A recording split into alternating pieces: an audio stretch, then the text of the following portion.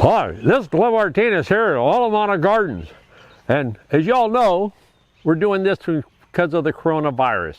I'm going to take my mask off for this, but I don't want you to be worried about my health, and I'm certainly not contagious to you. And Natalie is more than 6 feet away from me behind the camera. We're here at Olomana Gardens, and we're located in Waimanalo, Hawaii on the island of Oahu. So we want to share with you, this is a special presentation we're doing for the Hawaii Farmers Union United for our convention this year, 2020. So I hope you enjoyed. This is a 1-hour production. We're going to try to show you an introduction to Olomana Gardens and what we do different here. We're just going to show you the highlights. We're going to encourage you to go take a look at YouTube. We have over 140 videos up showing you about our different pumps and about the farm, etc. And we have books for sale on our webpage, that kind of stuff. So you have a lot more in-depth information. This in 1 hour, I'm just going to give you an overview and a hint of some of the stuff. And at the end, we have 15 minutes of question answering. We're going to ask you to send your questions in, and Vincent Mina or another trusted soul will have some questions for me at the end. They'll try to pick them out, and we'll try to answer your questions right today online. So good fun. So we're going to take you for a little quick tour of Olomana Gardens just to show you some of what we're about here. Hi, I want to share with you, we do aquaponics here. We're going to show you our tanks and that, but we also do natural breeding. In the natural breeding, we have ponds, and these are all fed by, we have a stream coming through our property, which you're going to see a little bit later. And what you're going to see over here is that we raise our tilapia fish in this pond. It's only about 2 to 2.5 feet deep, so it gets real warm on a hot day, and the wind affects it. And we find our fish are extremely hardy because of the temperature shift up and down. Also, the water that pumps up, one day it's clear from the stream, but if it rains, it goes all clay browny. And so our fish are extremely hardy. And we also have koi fish in here. They might pop their heads up here for you. And we have turtles, big soft-shelled turtles, 12 to 14 inches big. So it's all living in here, living and dying together. But it does really great, and this way we're able to restock people that are starting aquaponics system. We can come here and we can net up 400 or 500 fish on a whim, no problem at all. So we have multiple ponds. We have 3 natural ponds, and these ponds have no plastic lining in them. It's a Russian system called glean, and that's where you dig the hole, you line it with horse or cow or pig manure, then you spray it with water until the bacteria grows, and then you smooth it all out like you would on lath on the side of a house or plastering. So we put snowshoes on, we did that, and then we do it. And what we get is a natural waterproof pond that's self-healing. In the background there you see our little gazebo. It's 12 by 12 foot, 6-sided with cupola up on top. It has all electricity, has Wi-Fi, has everything. And that's my outdoor office here in the gardens. Or if I need a piece of peace and quiet and get out of the office, this is my outdoor office. Some of the interesting things we do here, we get to build experimental stuff. And one of my favorite things is the upside down aquarium. I take an aquarium, I put it in here upside down, and to feed my fish, I just put my hand underneath the water and let the food come up, and then the fish can eat on it.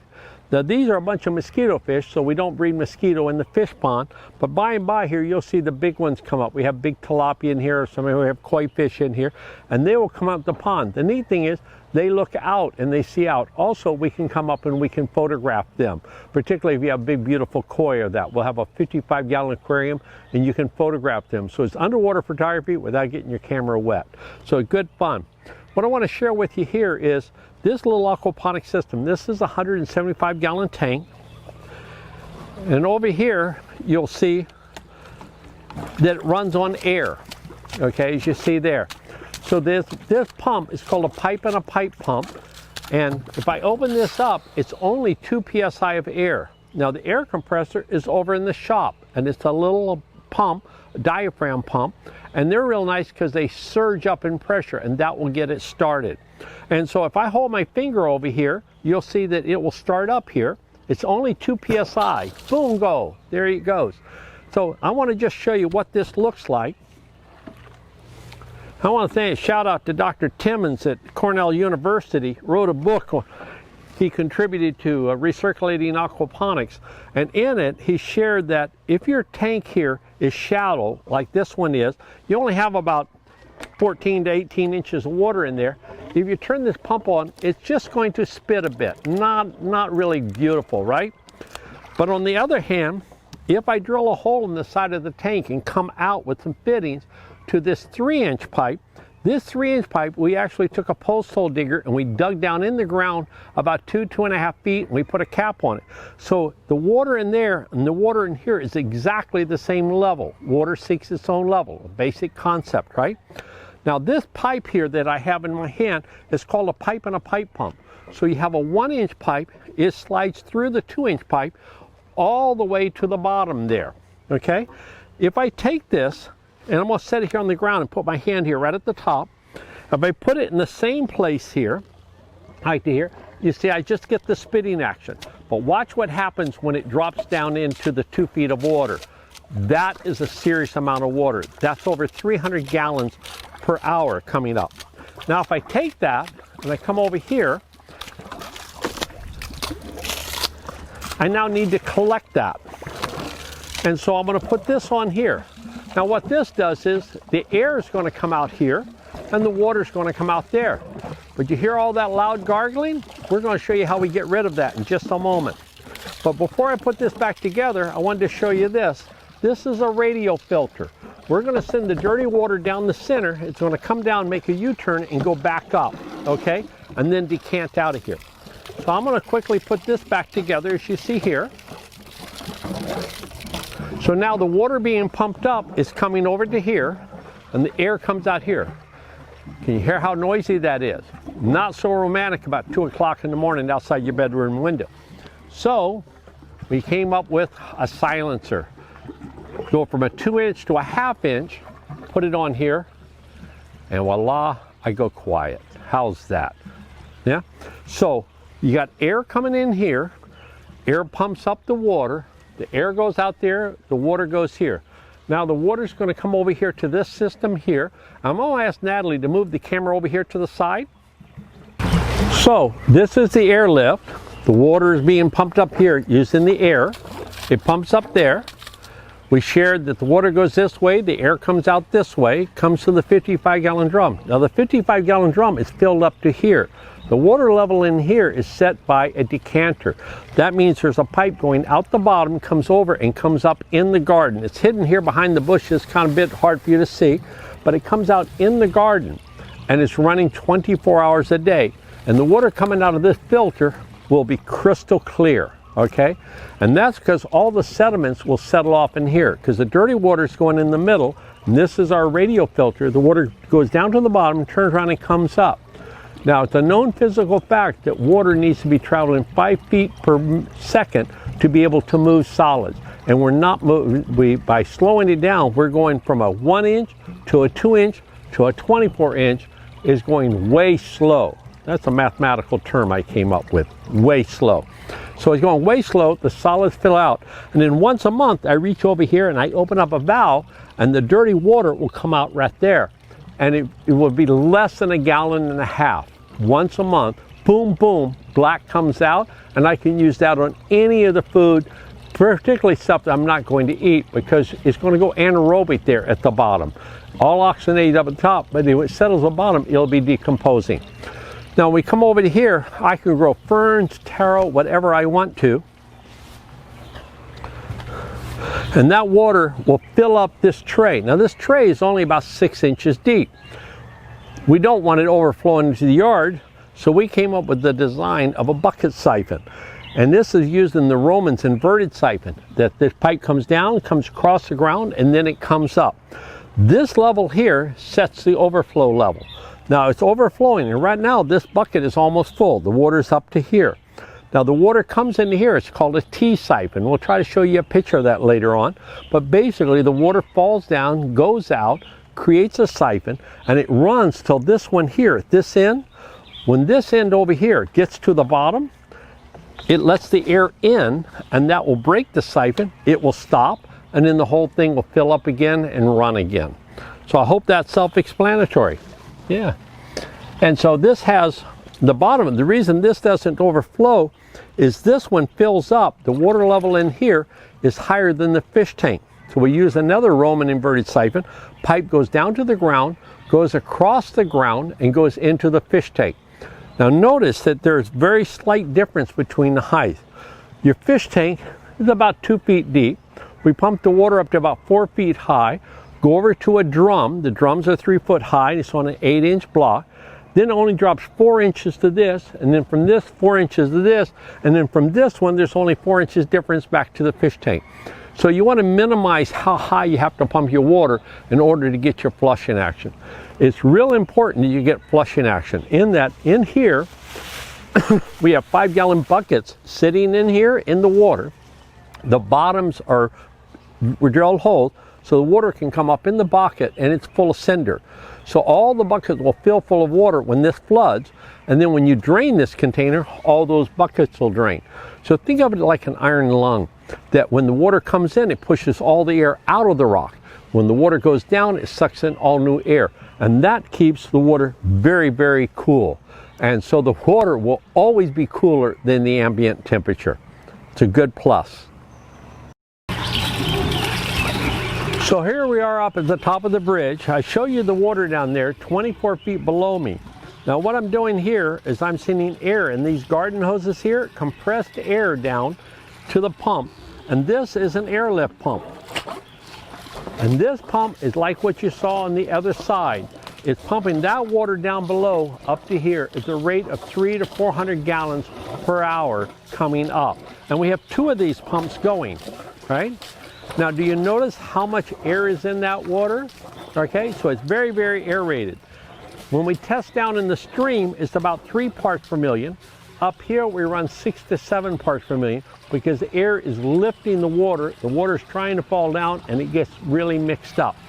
Now, when the water comes up to here, the air comes out here, the water comes here, dumps into this pipe, and this 4-inch pipe hooks to a 2-inch pipe and goes over to the koi fish pond where we show you the tilapia and the koi fish growing earlier.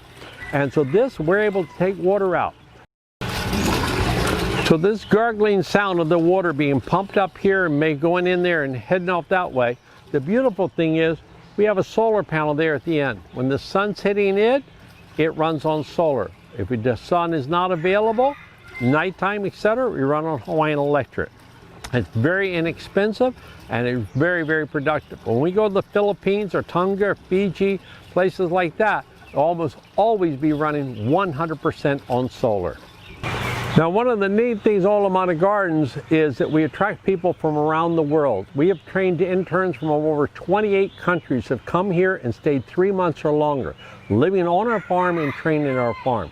One of the more interesting people come in, some people only come for hours at a time or a day. We had a gentleman come up from New Zealand, and he's into, I'll call it biology or biological medicine, things to do with the heart and that. Anyway, he retired from California down to New Zealand, but he read a book, Dr. Timmons' book, about recirculating aquaculture, said I ought to buy it, about $137, but I bought it, and he told me where to read it, and son of a gun, what it turned out, this bridge being 24 feet above the stream, it allows us to have test facilities.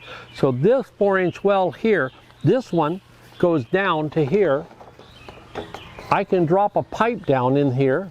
I'm gonna pull it all the way up, and at the bottom it has holes. Well, voila. If I put air in here with a garden hose, and all of our air pumps, we put about a 6-inch hose off our air pump with a male fitting. Then I can make up my own garden hose with female to female. So all of our pumps, that the other end is also male. So female to female, it hooks to here. This will send air down to here. Well, if this is full of water, say 12 foot deep, or whatever we test it for, if I take this and I set this up here and I drop it down the center here,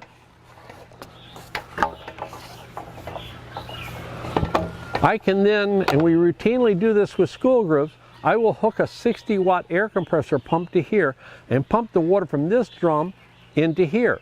Now Natalie or I can fill this with water. It could be city water, rainwater, or the stream water. Fill it up one time, and this will be a recirculating pump. We can change the height, how high we're pumping the head, being how high is the output above the level of water. So right here it's about 24 inches, but we can raise this up to 6 feet, and we can try different pumps, a 40 watt pump, a 60 watt pump, an 80 watt pump. We go up to a 120 watt pump. Now that is 1 amp, okay? Well, a 120 watt pump will pump you over 1,200 gallons per hour pumping through here. In fact, we can get that out of an 80 watt pump. The 120 watt pump is kind of over the top. We get the same volume, but we can go higher. So it's always a trade-off. How high do you want to pump as to how much water you want to need. The lower you the head, like say like 24 inches, out of a 60 watt pump, I can get 1,200 gallons an hour. But if I were to raise this up to 4 feet, I'm not going to get 1,200 gallons an hour anymore, unless I add more air or more pressure. It's always a balancing act. But this is a great test facility here. We have a bridge that's 40 feet long across over a river stream, or not a river, but a creek that runs year round, and we can fill it up and we can pump it and have these different test systems to experiment with. If you go up on YouTube, I was told yesterday, a gentleman stopped by and said he downloaded 147 of my videos off of YouTube. I'll be honest with you, I didn't know there were that many, right? And but we throw them up there, they're free, and it's kind of an introduction to it. You can go to our web page, and we sell different books on how to build these pumps and that. There, also on Amazon, they have a video tour about an hour and a half long of our systems here. You can download it for instant viewing or get the DVD from Amazon. Just put in Olomana Gardens video and it'll pop right up. But anyway, we like to share that. It's very economical. We love YouTube. It's free. It's great for all of our foreign guests. And in Hawaii, we get a lot of foreign guests traveling through here. A lot of people from Asia.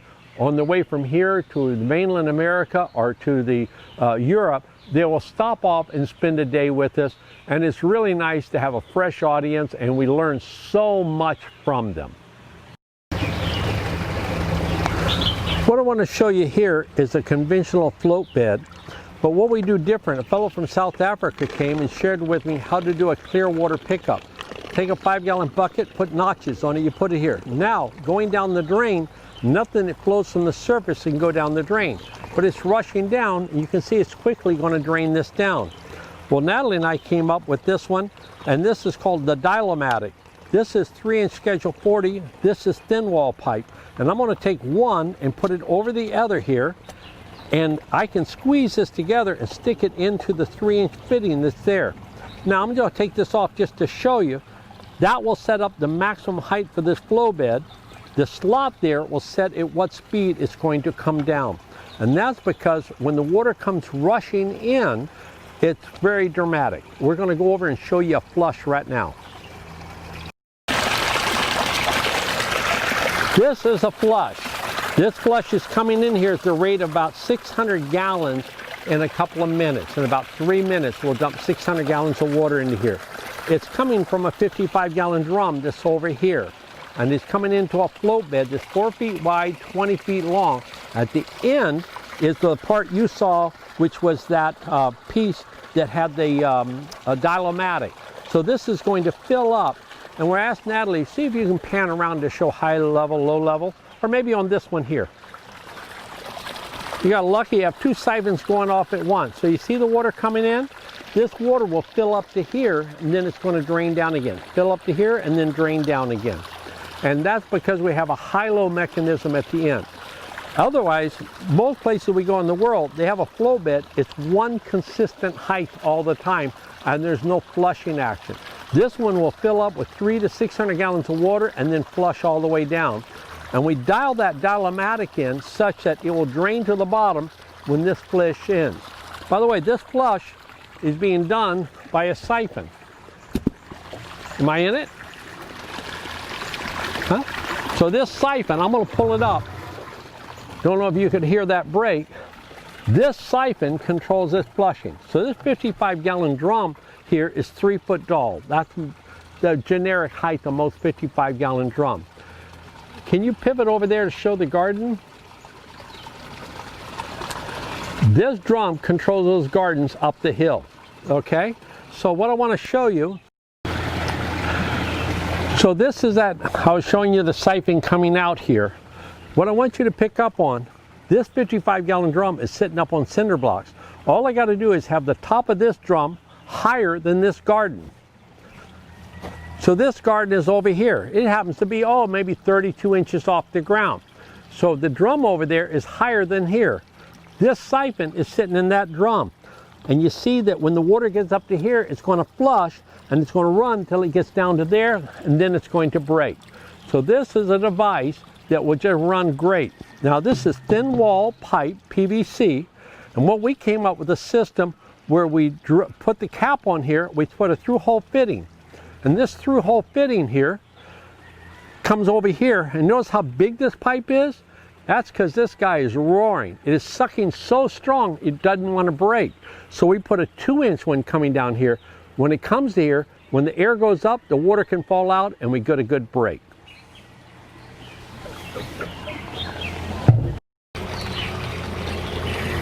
Now one of the things I wanted to share with you, in our garden, we did these 4x4 foot beds, 16 to 18 inches deep. They are level with each other. So over here I have 6 beds level with each other. Over here I have these 3 beds are level with each other. These 3 beds are level with each other. Each system is hooked to a 55-gallon drum. The drum is further down the hill. The drum is put on cinder blocks to raise it up within the operating range of what we're doing. But the beauty of this is my fish tanks are up there and my sump tank's down there, and there's 9 feet of elevation difference. Now everything has to be level with each other, but not the whole system doesn't have to be on one level piece of property. This is a major breakthrough. We didn't even realize what we were accomplishing, and I've had people come up here and say, do you realize what you've done?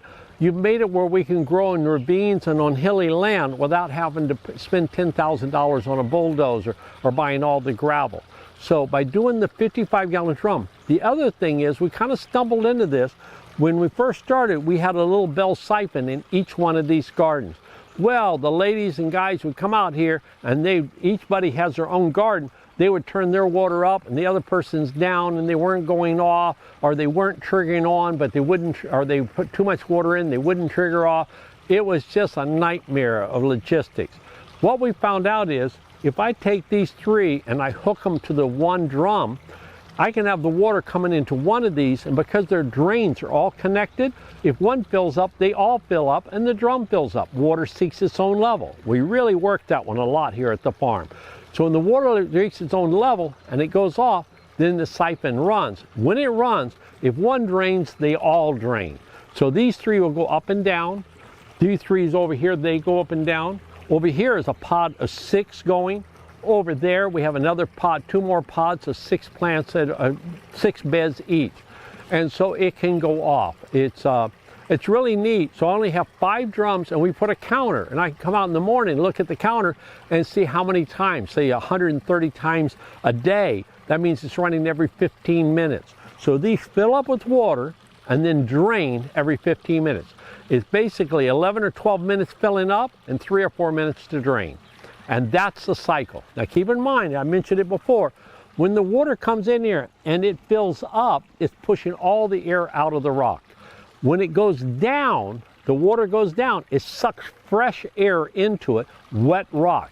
Very, very cool. Imagine if you were sitting in a restaurant and they just spritz you with water. You'd be nice and cool. Well, this to them, the water's always changing. Now, we were certified organic for many years. We don't bother because we're not in the marketplace anymore. So we don't want to pay the, $1,500 a month, year fee in that. But I highly encourage aquaponics, at least be self-certified, i.e. it's only $75 a year. You can't label your stuff organic unless you're inspected, but you're still subject to the same rules. So that's what we do. So we like to be organic, and we grow organically. We stay with the rules on that because we really encourage. But keep in mind, in normal organic growing, one of the major principles is rotating your crop. Aquaponic people do not rotate their crop because the water is rotating. The water comes in and it goes out. So I can grow the same crop like you saw turmeric or ginger in the same place over and over and over and never exhaust it because the water is always being refreshed and changed. Also, it's called eternal spring. if the water is nice and cool, and so the plants are nice and cool, but the leaves are out in the sun, that is optimum springtime growth. The ground's still cold, the air is warm. As you come through in the mainland, when you come into September, October, then the ground and the air come closer together, hot, you know, like in September and all. As they get closer together, your growth is going to slow down. So we are perpetual spring here. Okay, we have two 1,200-gallon fish tanks here on the farm. Each fish tank has 400 to 500 fish in it. We weighed one out recently, and it had 1,450 pounds of fish. It was 470 fish, and they weighed a total of 1,470 pounds, I think it was. So roughly that comes out to 2.5 to 3 pounds per fish, okay? We retail them for $6.50 here at the farm to people who buy $100 or more of the fish, okay? Less than that, I charge $8 a pound because otherwise it isn't worth coming out here and getting wet netting them up, okay? So we try to encourage people to spend at least $100. But they'll come out here and do it. But think about this.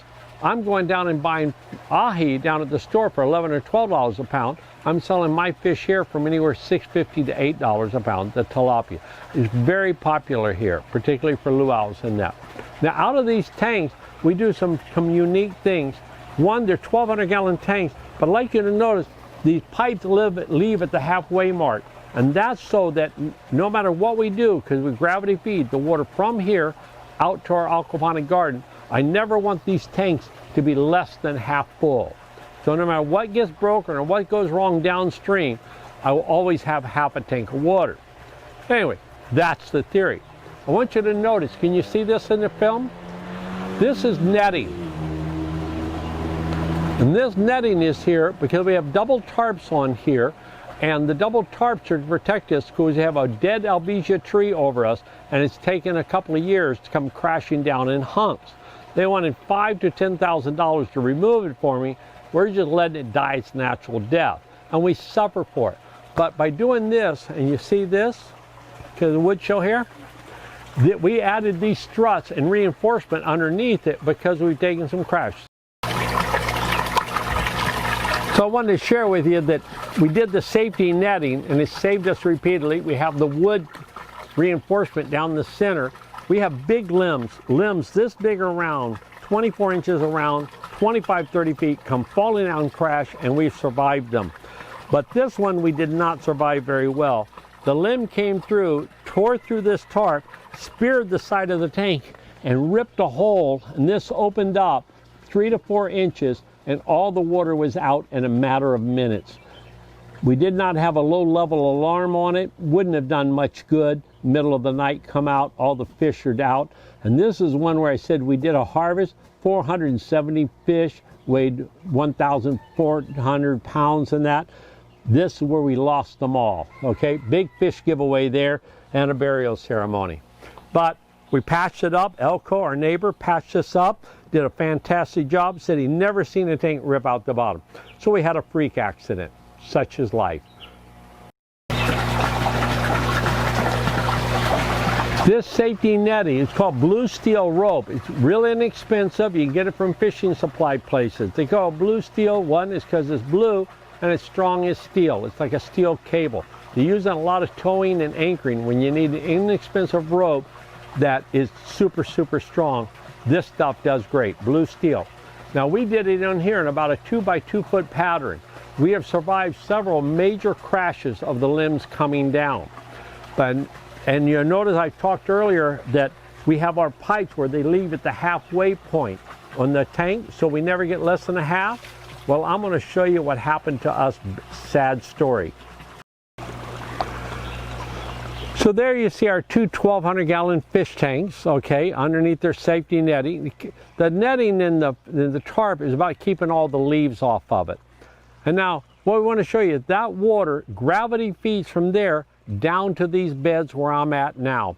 And so these beds, notice these 6 beds are level with each other. The 4 beds in the foreground, they're level with each other. So we're in pods of anywhere from 3 to 6 gardens at a time, level with each other. So if one fills up, they all fill up at that same level. Now the water gravity feeds from the pond, fills up in here. So all you got to know is when you build your system is that halfway point we talked about has to be higher than here, or these are not going to fill up. So they fill up to here, and that's it. Now when they fill up, they're going to flush the drum. We showed you the 55-gallon drum. It will flush and drain all 6 of these at one time. Every 12 to 15 minutes this goes off, okay? The water is coming in 24 hours a day, okay? It never stops coming in. So I'll show you here.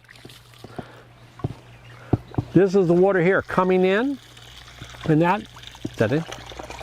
Yeah.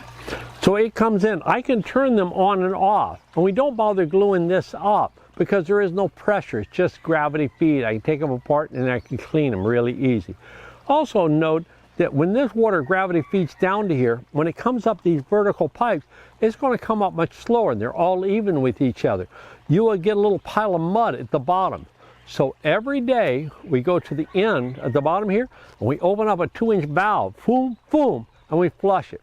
Sometimes just once a week. It's just you pay attention and you see what works, okay? We grow everything from pineapple. This pepper tree plant is over 6 years old. It's getting to be like a piece of, it's a tree. It's a pepper tree, not a bush anymore. Over here we got turmeric and we got ginger. We can harvest at will here. We can come out anytime we want to and we pick it. The turmeric is just super dark and luscious, and we do really good. I'll normally put 5 plants in a bed, and when I pull it up, I'll have 50 to 60 pounds of turmeric on it. And we wholesale it out here at $5 a pound. So if I pull out, say, 100 pounds out of a bed, that is $500 cash to me at the gate right here at the farm. So it's a lucrative business. You can do an amazing amount. Now I want to share something special with you. When we go to harvest this, we do not come out here and dig it up. What I do is the water is always coming in 24 hours a day. I put a stopper in the pipe and I flood it up till this is full.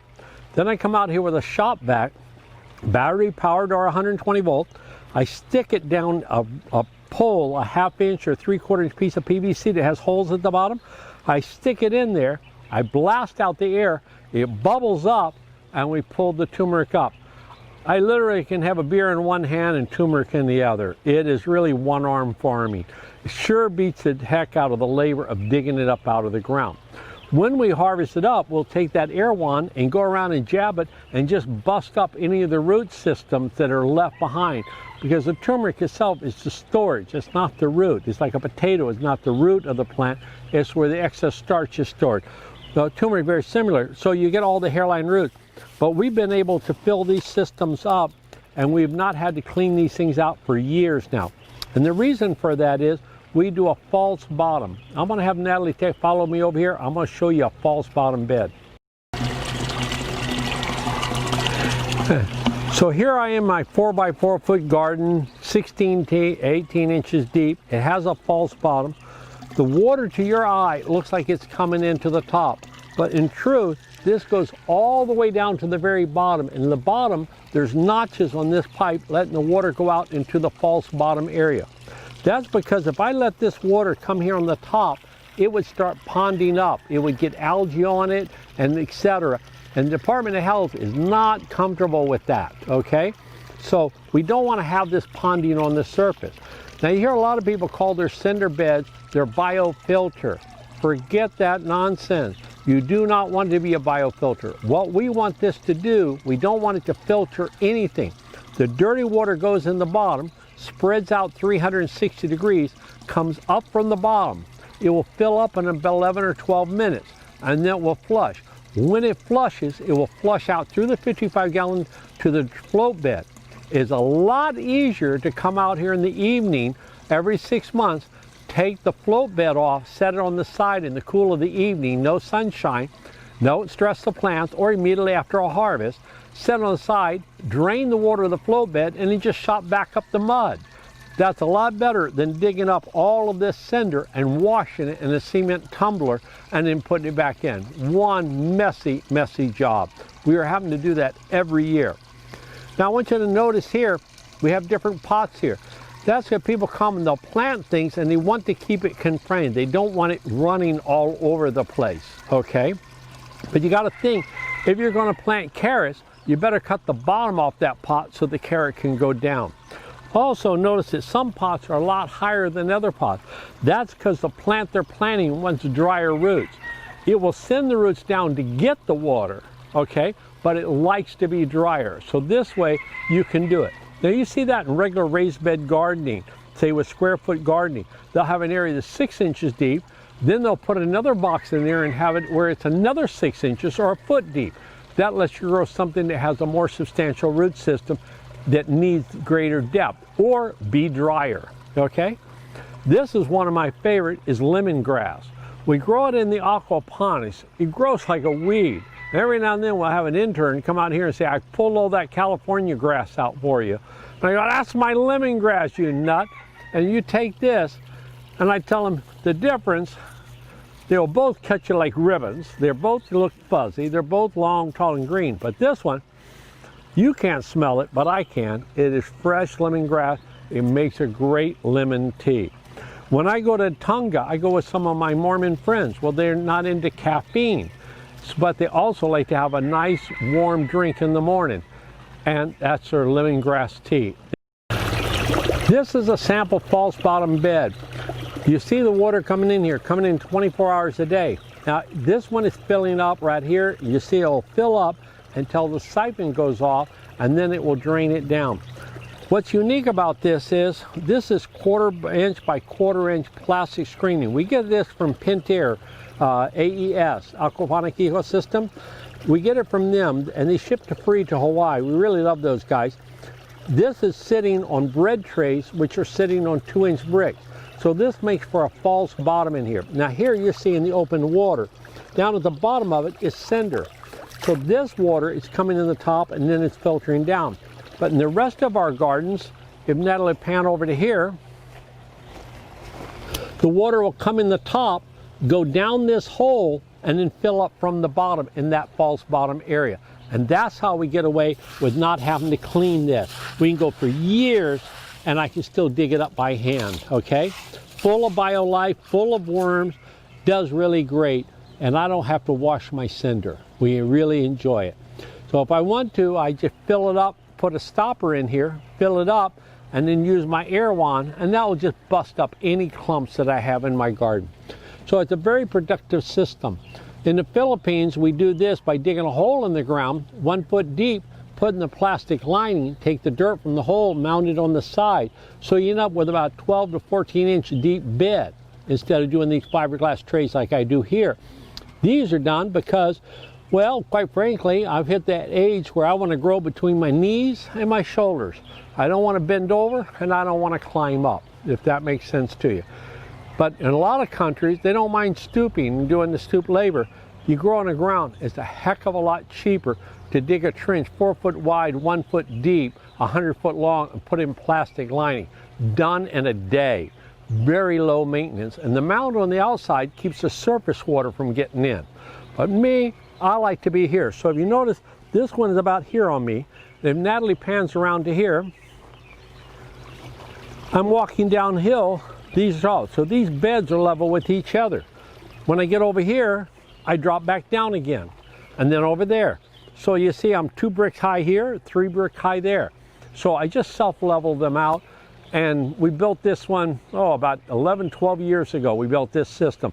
Have not had to do hardly any adjusting or anything. Also, by being raised, we get rid of a lot of bugs that crawl on the ground. Also, we wrap the bricks with copper tape, and that keeps the slugs and that from coming across them. We have very little pest problems here and very little weeding because it's just the nature of being on a raised bed.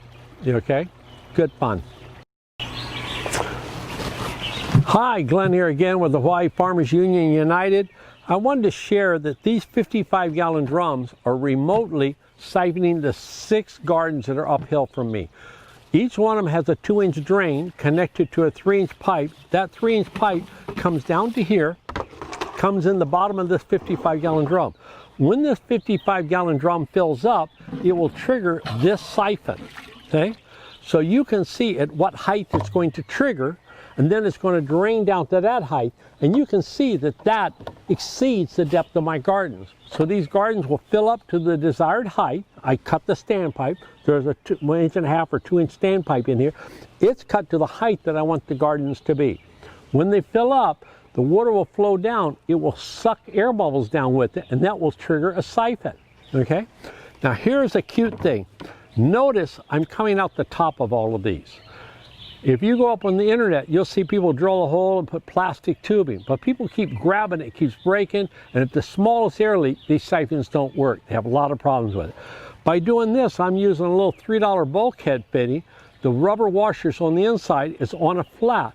This becomes a handle, no problem. We don't have to repair these, okay? Now, this is going to sit over here, and it will trigger when this gets full. And this one's coming up to the trip point here.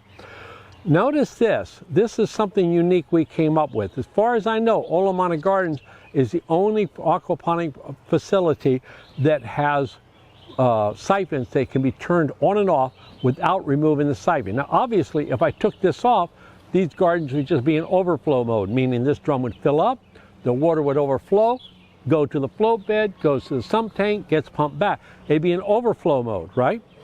Well, this one is just going off. See if you hear the suction. I'm going to lift it up so you hear the air brake come. There goes your air brake, okay?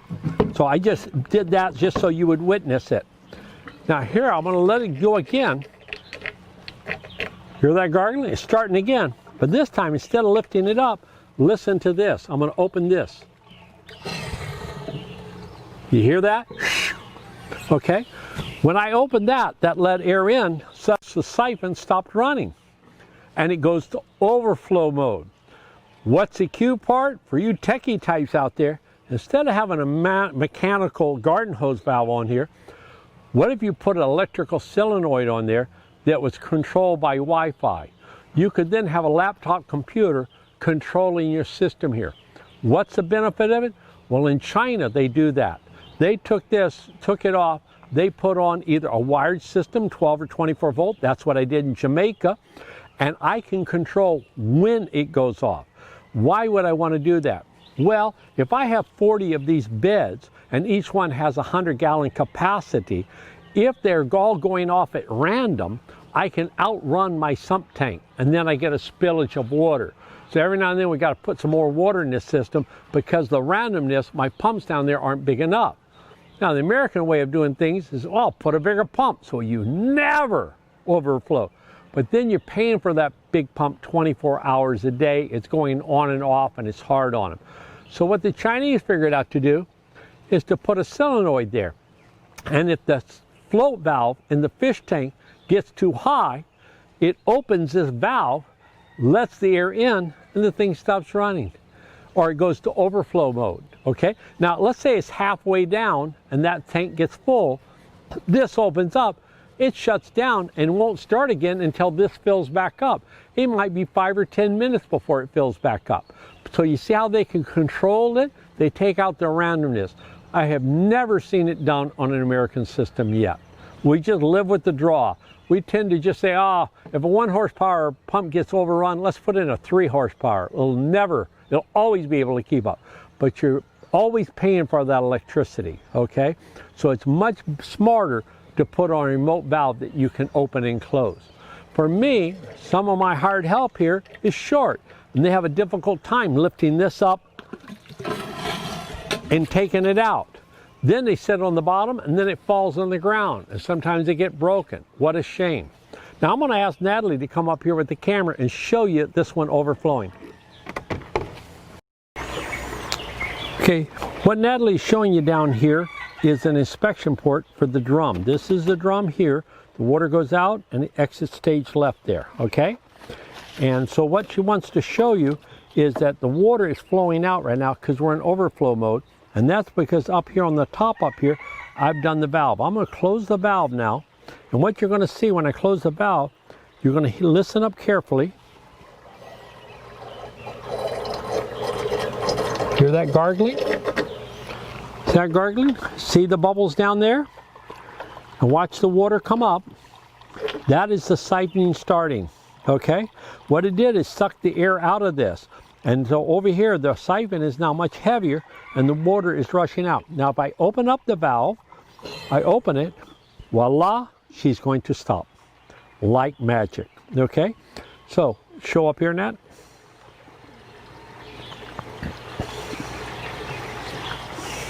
Okay. This is the valve that I'm opening and closing. If I close it, I can start it running. If I open it, it will let the air in and the siphon will stop. Pretty straightforward. Okie dokie. Now, show back down on the bottom again.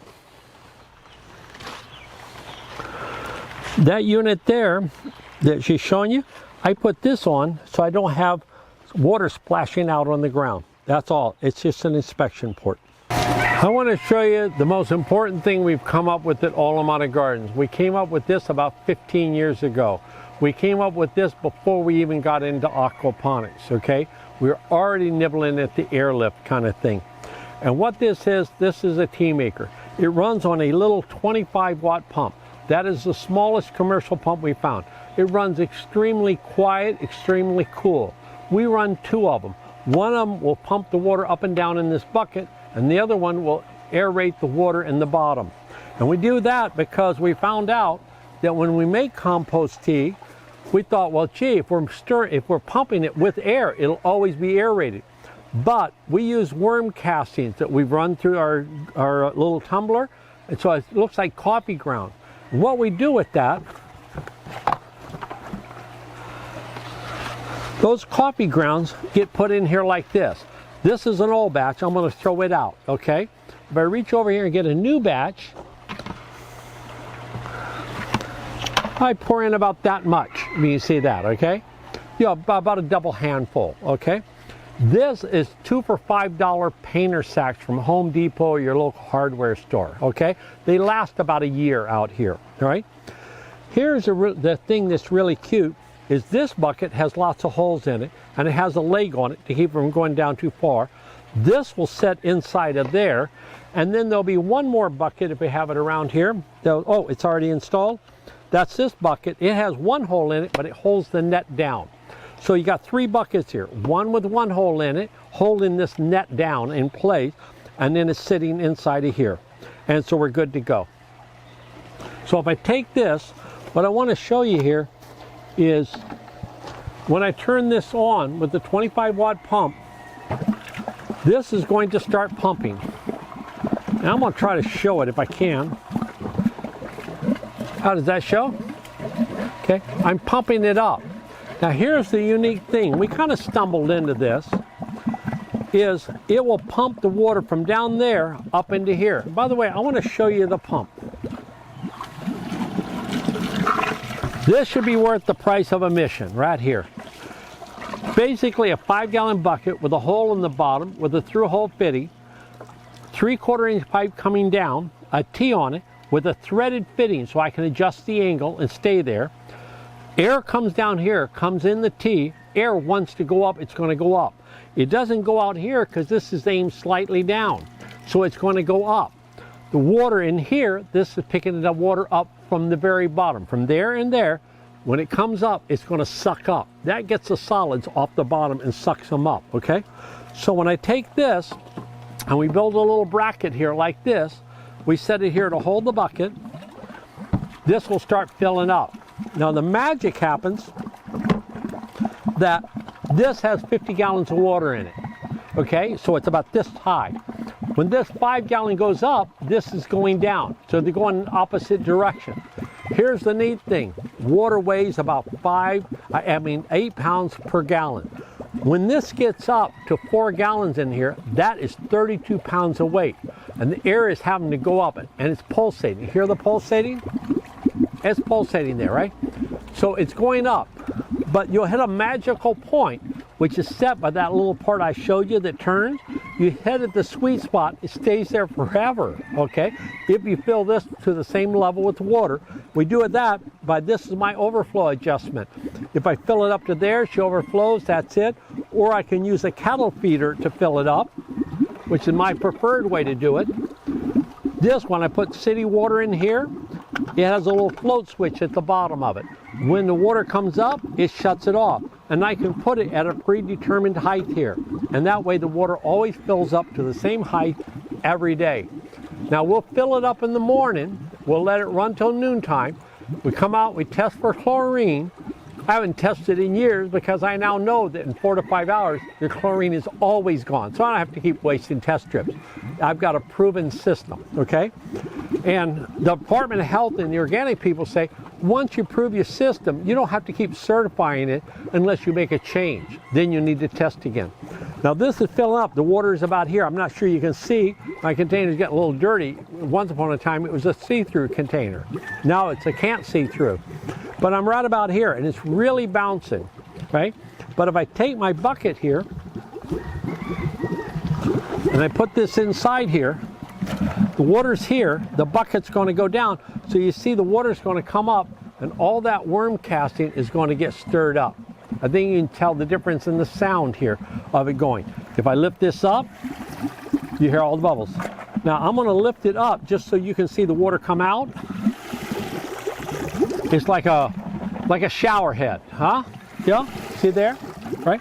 Well, those big bubbles are coming up, hitting all those 200 or 300 holes, and going up is like a hot tub in there boiling. It's raging in there. It mixes up the worm casting. The worm castings are trapped in the net, and it's going to hold it. Bingo. Hear it go quiet? That's because it's draining down. It will drain to the very bottom, and now I can look through here and I can see where the water is. There he goes. When she gets to the very bottom, it will automatically start back up. Now once the water starts going down, the speed of the water going down will take the air is always still coming in, but it will pull the air down until it runs out of water. When it runs out of water, when this is empty, you're going to hear it start up again. Wait for it. Hear it starting. Burp, burp, burp, burp, burp, burp. Okay. It will start filling. This will go off every 4 to 4.5 minutes routinely, and it'll do it. Now, end of the day, or tomorrow morning, actually, we let it run all the way through the night. Tomorrow morning, I want to take this water and put it out into my garden. Well, I went through a whole bunch of submersible pumps. I was buying these $150 submersible pumps, dropping them in here, plugging them into 120 volts. Every now and then we were getting shocked, so we had to put GFI receptacles in one thing and the other end. Got to be a bit of a pain. Then, turns out I'm a short attention span kind of guy. I would walk away, come back, and I hear the sound of a dying pump as it burned up because it ran out of water.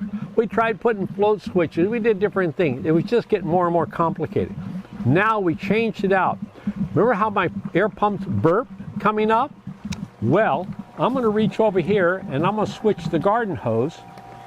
And instead of making tea, I'm now going to send it out this pipe at the bottom. This 2-inch pipe at the bottom. Can you see that in there? So here's the 55-gallon tea maker with 50 gallons of water in it. And I've made my tea. You know, we start at noon in one day and we go all the way till the next day. Now the next day, I'm going to take this off just so you can see it's pumping out. This pipe comes off the bottom of this drum. It pumps it up to here. When it comes up to here, the air will come out here, as I've shown in my other pumps. The water will go this way. Now notice that's over 4 feet high. Notice my gardens are not 4 feet high. See if you can pivot around here. I'd like to show you one of the more interesting things we do. Some things we do around here are fishy, like aquaponics. Well, we're raising fish up to sell for people to eat primarily, right? But another thing we did is Dr. Warren Dominique came to us. He used to be with HPU and with Sea Life Park. He's the fellow who wrote the book on how to make your own tilapia fish food down in American Samoa. Their book up on the internet, How to Make Your Own Food. That's Dr. Warren, okay? Well, he came to us, he got funding and a grant to do a fish fertilization program. And what we did, our contribution, was our airlifts. So what they do is they get fish, the refuse left from the fish, still on ice, still fresh, but it's all the bones, the guts, the tails, all that, the heads. They grind it up in a meat grinder, make a paste out of it, and then they put it in this drum you see here, this 55-gallon drum. Inside of there, they put in EM, effective microorganism, or a similar product to that, okay? Now he uses a dry product because it's a lot easier to ship dry powder overseas and then wet it and reinvigorate it than it is to do the liquid EM or BAM, okay? Basically same product overall, okay? Beneficial bacteria that will eat the fish up. Now we do that for about 10 days. It sits there. We bubble it and we stir it up, okay? And the oxygen really accelerates the decomposition, okay? As much as if you had any dead mammal, if you buried it in dry ground, it would take it a long time to decompose. Think the desert. On the other hand, if you're on a Pacific island, you dig it down and you put this, the corpse or the dead animal in the ground where it's moist, it's still going to decompose way faster. Our compost piles, in the rainy season, they're going off like crazy. In the dry season, it really slows down. So the bottom line of it is, on the inside, can you see the blue tank on the inside? When the blue tank is sitting up on a stand, it's about 36 inches high. Below it is a 3-inch pipe coming down with a cap on the bottom with a drain. Well, I'll drain it out there when I'm all done, but that's not the magic. The magic is I put an airlift pump beside it, and we take this fish emulsion system, we put it in the blue container, and in 3 to 4 days, because of the air pumping through it, it will be odor free. We let it go for about a week. Before, they were taking a month or longer. We can do it in a week with a big 2-to-1 safety margin, okay, that is totally decomposed. So what happens is my airlift that you see burping is burping up against the flat lid and falling right back down. When they're ready, we open up the door, stick in a 2-inch pipe, and we take a 55-gallon drum like this here, we lay it down inside, stick it together, not glued or anything, open up the valve on the bottom, and that drum will flood into this drum. It'll be about 30 gallons of fish emulsion. We turn it off, I can tip it up by hand, and then I hook an air pump to it, and I continue bubbling it, okay? Now it just looks like black water, rich black water, and we bubble it until it is bought. So it's kept aerated 24 hours a day with one of those little 25-watt pumps. Give you the idea of the economics. If something is 25 watts, right? And if electricity is sold by 1,000 kilowatt hours, and here it's about 30 cents a kilowatt hour on this island, 30 cents to 34 cents. It changes seasonally, right? Or when they feel like raising the prices. But let's just call it 33 cents a kilowatt hour for average cost around the year. That means every 1,000 kW or kilowatts, divide that by the 25 watt. That means every 40 hours it costs me 33 cents. 40 hours is pretty close to 48 hours or 2 days. So every 2 days I'm going to spend about 35 to 36 cents to make a fish emulsion that is super nutritious. It's odor free, we have no problems with it, and you ready for this? It sells for $8 a gallon. So a 50-gallon drum of it at $8 a gallon is $400. I could produce one every week. Now obviously, there's almost an unlimited amount of fish waste left. Where's the target audience for this? It's back to one of my favorite places to go, which is American Samoa, where they have a big fishery. And they're having an environmental problem. They have a lot of fish waste, and they're not allowed to go out and dump it in the ocean anymore. It's just causing too many shark problems, other kind of problems, pollution problems. So they need to come up with it. Plus, it costs some money to haul it out past the 3-mile limit and to dump it. Somebody has to pay for the fuel, the labor, etc. And then you got to wash that whole thing down. What if you could make a commercial product of it that you could ship out of it and sell it? So if you want to know if there's a market for it, go down to your local nursery supply house and look and see what fish emulsion fertilizers sell for. Little bottles, $10 and $12, okay? That's what they're doing in Alaska with the salmon fishery. They're processing it. So one, I love my Alaskan wild-caught smoked salmon. And you know what? In aquaponics, many of our clients will use fish emulsion as an additive in a beginning system because they don't have the nutrition yet. And as their nutrition level comes up, they stop buying fertilizer and they're growing their own. All the same stuff when you get down to it, okay? Rich nitrogen fertilizer. Anyway, thought we'd end with that. And by the way, I started shampooing my hair with this stuff, and my hair is just doing much better. I don't know. Don't you think it looks good? Huh? Good stuff, yeah? You guys keep up the good smiles. Hey, I better get my mask on so I can go back to the house, huh?